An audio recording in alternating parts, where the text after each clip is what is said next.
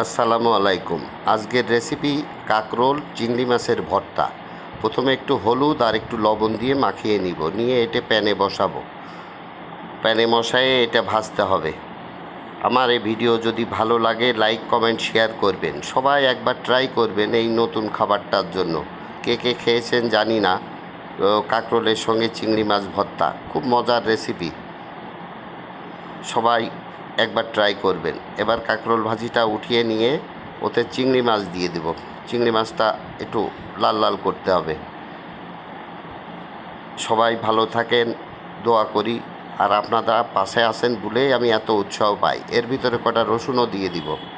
রসুনটা দেওয়ার পরে এবার এগুলো উঠানোর পালা। উঠিয়ে এবার ব্লেন্ডার করতে হবে, কারণ সব জায়গায় তো আর শিলপাটার ব্যবস্থা নাই, আমাদের ব্লেন্ডারই করতে হবে। ব্লেন্ডার হয়ে গেছে।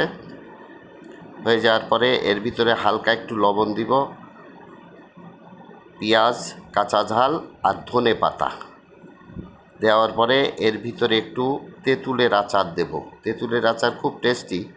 একটু তেঁতুলের আচার দিয়ে মাখাই দিলে এর স্বাদ সেই স্বাদ হবে, সেই স্বাদ।